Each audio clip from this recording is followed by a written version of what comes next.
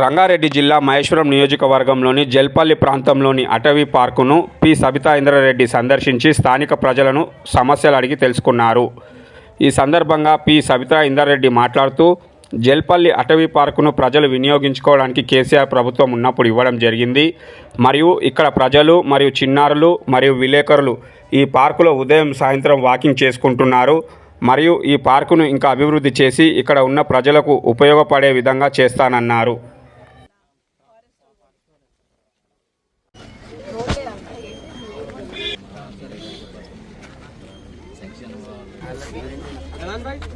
जी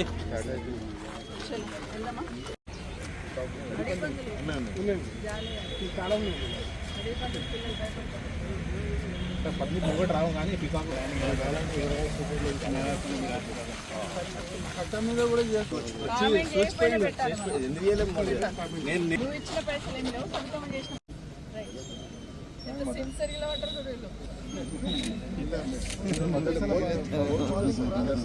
మదర్సాలు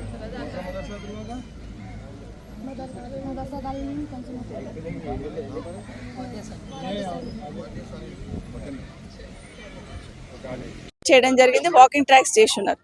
హైదరాబాద్ చుట్టుపక్కలనే దాదాపుగా 55 పార్కులు ఇట్లా చేసి ఇవ్వడం జరిగింది.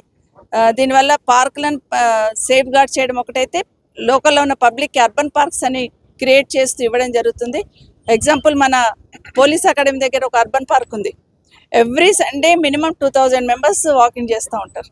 సో అట్లాగే ఇది కూడా తప్పకుండా క్లీన్ చేసి నీట్గా పెడతాం. తప్పకుండా ఉపయోగించుకోవాలని కోరుతా ఉన్నాను. పిల్లలకి చిల్డ్రన్స్కి కూడా పెట్టడం జరిగింది. ఇంకా కొన్ని రిక్వెస్ట్లు చేస్తూ ఉన్నారు. ఇంకా కొంత ఇండోర్ స్టేడియం లాగా చేసిస్తే బాగుంటుంది మేడం అని అడుగుతూ ఉన్నారు. డెఫినెట్గా ఎగ్జామిన్ చేస్తాను. ముఖ్యంగా జల్పల్లి ప్రాంతంలో పిల్లలు ఆడుకోవడానికి ఎక్కడ కూడా గ్రౌండ్ అనేది లేదనేది ఎప్పుడు నేను ఫీల్ అవుతూ ఉంటాను. దాన్ని బేస్ చేసుకొని చేయడం జరిగింది. వీలుంటే ఎదురుగుండా ఏరియాను కూడా ట్రై చేస్తాను. అక్కడున్న ఫారెస్ట్ ల్యాండ్ కూడా చేసి అక్కడ లేడీస్కి ఇక్కడ జెంట్స్కి చేస్తే ఎట్లా ఉంటుందని కూడా డెఫినెట్గా ఎగ్జామిన్ చేసి వీళ్ళని తొందరలో నిర్ణయం తీసుకుంటాను.